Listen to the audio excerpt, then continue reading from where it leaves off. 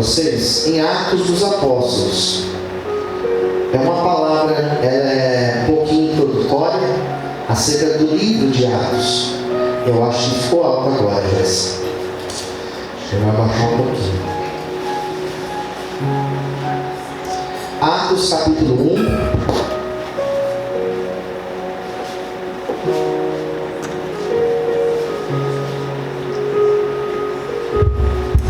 Aleluias.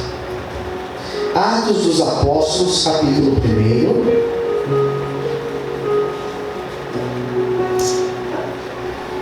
Vamos lá? Pode colocar a partir do versículo 1. Se você não trouxe Bíblia, leia aqui com a gente, pode ler aqui na frente, tá?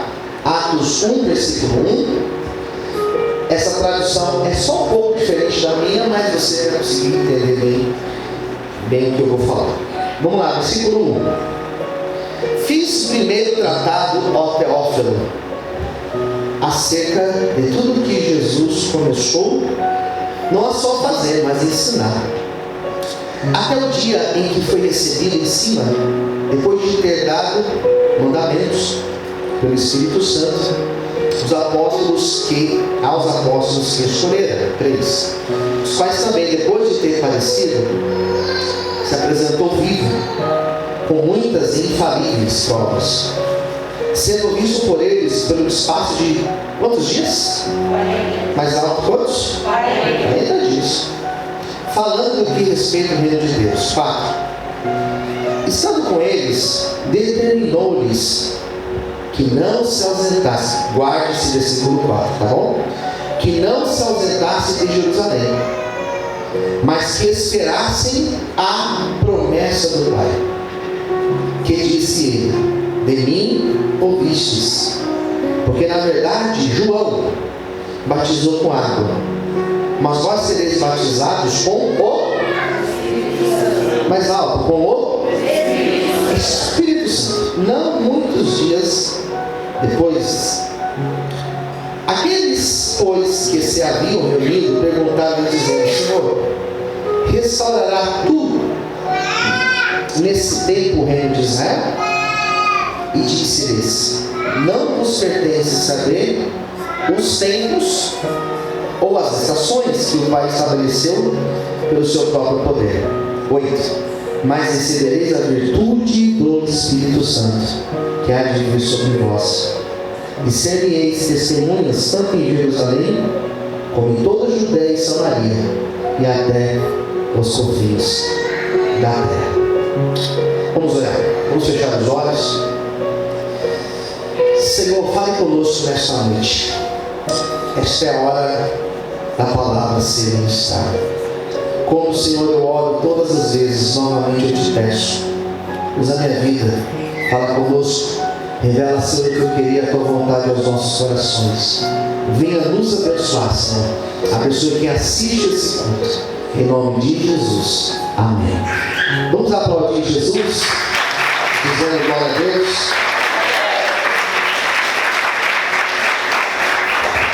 Isso aqui não é uma aula de teologia, mas eu amo explicar aquilo que está nas entrelinhas do texto. Esse texto que eu li para vocês, ele é um texto que foi escrito por um autor chamado Lucas. O Lucas que escreveu o Evangelho. Tem um Evangelho na Bíblia que foi escrito por Lucas. E para quem não sabe, Lucas não foi discípulo. Não teve um discípulo chamado Lucas. Na verdade, Lucas, ele era bem novo quando os fatos aconteceram. Lucas, ele escreveu esse evangelho. Lucas, ele era médico. E ele, quando escreveu esse evangelho de Lucas e depois Atos, ele escreveu com um caráter de um historiador. O que é um historiador? Alguém que conta uma história. Ele contou a história. Ele buscou na arqueologia, ele buscou na geografia da época, ele buscou nos relatos das pessoas,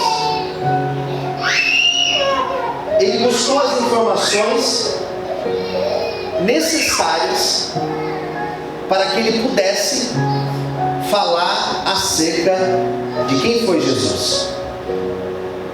Então, quando você lê o Evangelho, ele está contando o que ele conseguiu de informações acerca de quem foi esse Jesus. Ele fala dos 3 anos de ministério de Jesus, mas ele é o único dos autores dos Evangelhos que contou lá do começo, que contou, por exemplo, que quem recebe a visita foi Maria, que o anjo visitou a Maria e falou para ela: salve agraciada, bendita és tu entre as mulheres. Ele foi o único que falou, por exemplo, que Isabel era prima de Maria, a mãe de João Batista.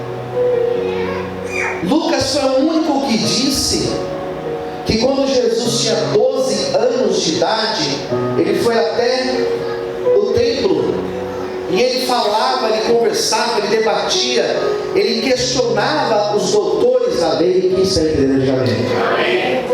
Ele conta esses relatos, depois ele dá um salto e vai lá para o ministério de Jesus. E acerca do ministério de Jesus, ele fala do começo, ele fala do fim, do meio e do fim, quando Jesus morre e ressuscita. O Evangelho termina com Jesus ressuscitando. Daí Lucas escreve Atos dos Apóstolos. E Atos é o único livro do Novo Testamento. O Novo Testamento tem 27 livros. O único livro do Novo Testamento que é um livro histórico. Quem escreveu foi Lucas. O que Lucas vai contar? Lucas vai contar, tem esse nome, Atos dos Apóstolos. Mas ele não fala de todos os apóstolos. Ele não fala de João, ele não fala de Tiago, ele não fala de Tomé. Ele fala apenas de 2. Nos primeiros 17 capítulos, ele fala de um apóstolo chamado Pedro. E do 17, ou melhor, do 18 até o 28, ele fala de Paulo. Então ele vai se ater praticamente a esses 2 apóstolos, Pedro e Paulo. E no começo desse livro histórico, o que Lucas quer contar para as pessoas? Que Jesus, quando ele morre e ressuscita, ele permanece quantos dias? Quem lembra? Quantos dias ele ficou aqui? 40 dias. E dando às pessoas que encontraram com ele provas infalíveis de que ele tinha morrido, mas também já tinha ressuscitado.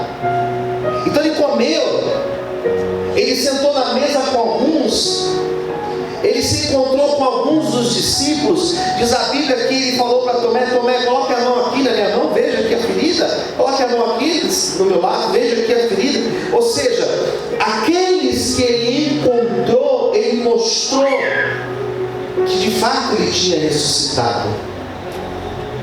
O que eu quero dizer para você nessa noite é que o Jesus que nós estamos pregando, o Jesus que essa igreja acredita, o Jesus que eu estou pregando para você, é um Jesus que está vivo, queridos. Pastor, eu não estou vendo ele aqui, realmente eu também não estou vendo ele aqui, mas Jesus, ele está vivo. Quando você ora, a presença dele se manifesta na tua vida. Quando você começa a louvar, a presença dele está conosco. Por isso que eu creio que se você entrou aqui enfermo, Jesus vai tocar em você, vai curar você. Se você entrou aqui preocupado com alguma situação da tua vida, Jesus vai tocar em você nessa noite. E tem bênção, e tem mudança, e tem restauração para a tua vida. Você pode aplaudir e exaltar esse Jesus. Aleluia! Aplauda o Senhor mais forte. Glória a Deus.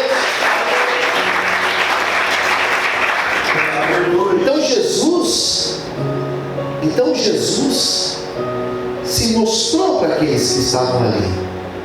Essa é a primeira parte do texto, que vai do versículo 1 até o versículo de número 3. Daí vem o versículo 4. Coloca para mim, Joyce, por favor, o versículo 4.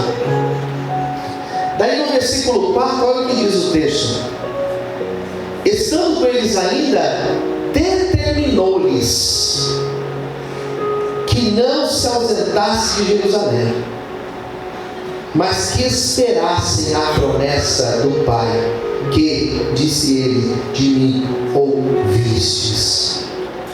Jesus deu um imperativo para aqueles discípulos. Jesus deu uma ordem para aqueles discípulos. Olha para mim. Jesus determinou uma palavra para eles. E qual foi a palavra que Jesus disse? Permaneça em Jerusalém. Não saia da posição. Não saia da direção que eu dei para vocês. Permaneça onde vocês estão. Vale nós lembrarmos que quando Jesus morre, quando mataram o nosso Jesus, quando Jesus morre, os discípulos que eram seguidores de Jesus, eles também começaram a ser perseguidos.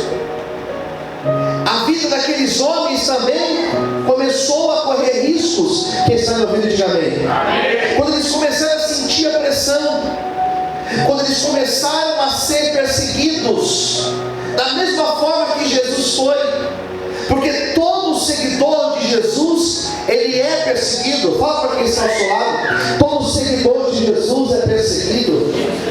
Está fraco, mas pode diga: todo seguidor de Jesus, ele é perseguido. Todo seguidor de Jesus, todo aquele que prega Jesus, todo aquele que tem uma vida para Jesus, ele é perseguido. Não é por acaso que talvez na sua família você seja perseguido, talvez lá onde você trabalha você é perseguido. Todo aquele que se posiciona de andar nos caminhos de Cristo, ele será perseguido. O próprio Jesus falou em Mateus capítulo 5, no chamado Sermão da Montanha: bem-aventurado quando vos perseguirem, mentirem ao vosso respeito, porque assim perseguiram os profetas que vieram antes de vós. E aqueles homens começaram a pensar: nós vamos embora, nós vamos espalhar, nós vamos fugir daqui, nós vamos para um outro lugar, porque aqui está difícil. Hoje em dia não é tão fácil você falar: eu vou mudar, eu vou sair daqui. Não é tão simples, não é tão simples. Para você sair de onde você mora hoje e ir para outro lugar, não é tão simples. Para você sair da tua casa, sair do apartamento onde você mora, eu vou mudar daqui, eu vou sair daqui, não é tão rápido, não é tão simples resolver. Mas nessa época era tudo mais simples. Então eles disseram: nós vamos embora, nós vamos fugir, nós vamos para um outro lugar. E Jesus falou para eles: vocês permaneçam em Jerusalém, permaneçam onde vocês estão, até vocês receberem a promessa de Deus. Olha para cá, queridos. Eu não sei como tem sido difícil para você, talvez permanecer na posição que Deus te colocou. Talvez você tenha olhado para a tua luta familiar e você tenha dito: não vou mais orar, não vou mais insistir. E Deus nessa noite está dizendo: permaneça, porque a minha promessa, ela vai se cumprir sobre a tua família. Esse versículo 4 fala de permanecer e também fala de promessa. Permaneça na posição que o Senhor te colocou e Ele vai cumprir as promessas dele sobre a tua vida. Em nome de Jesus, você pode aplaudir o Senhor e exaltar o nome de Deus. Aleluia! Aplaude o Senhor, queridos, bem forte. Não é fácil permanecer, não é fácil. É mais fácil resistir. É mais fácil você falar: eu vou sair desse trem, vou resolver. Não é tão fácil você permanecer na posição, seja na tua vida profissional, sei lá, seja no teu ministério, seja na tua família. Não é tão fácil. Jesus disse para aqueles discípulos: permaneça aqui, permaneça em Jerusalém, porque do alto virá a promessa. Eu vou cumprir a promessa. Sabe por que Deus está mandando você permanecer? Porque a promessa ainda não está completa na tua vida. Sabe por que Deus está mandando você permanecer orando pela tua casa, pela tua família?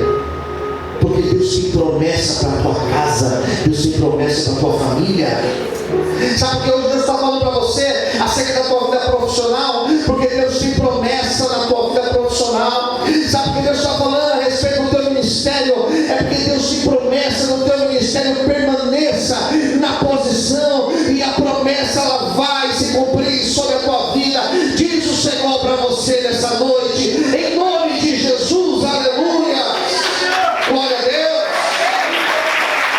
Aplauda o Senhor, queridos. Aí no versículo 5 que diz, olha, João, esse João aqui, que Lucas só chama somente de João, esse João é João Batista. João batiza com água, mas virá um, e aqui vai falar, né? Mas vós sereis batizados, versículo 5, com o Espírito Santo. E olha como termina o versículo 5. Não muito depois destes dias. Sabe o que eles estavam dizendo? A promessa, ela vai acontecer por esses dias. Fala para essa pessoa perto de você, diga assim: a promessa de Deus, ela vai acontecer por esses dias. Sabe o que eu acho interessante? Olha aqui, queridos, olha aqui. Quando Jesus falou acerca da volta, vou voltar para buscar a minha igreja, buscar o meu povo, os discípulos naquela ocasião, sabe o que eles acharam? Que seria para aqueles dias. Como que eu sei disso? Paulo, quando escreveu uma carta aos Tessalonicenses, Paulo colocou assim na carta: e nós que estivermos vivos, nos encontraremos com ele nos ares. Sabe o que Paulo achou? Que ele estaria vivo na volta de Jesus. Quantos anos já faz isso? 2000 anos. E a promessa ainda não se cumpriu. Quando Jesus fala com os discípulos acerca dessa promessa, Jesus falou: vai acontecer por esses dias. Quantos dias depois, pastor? 40 dias depois, a promessa aconteceu. Glória a Deus. Sabe o que eu entendo? Que existem promessas que elas demoram um pouco para acontecer na nossa vida. Só que nessa noite o Senhor está dizendo para mim e para você que existem promessas que elas vão acontecer, e elas vão acontecer, e elas vão acontecer por esses dias. Existem coisas, levanta sua mão para o céu, existem coisas que você está orando, dizendo: Senhor, eu acho que está longe,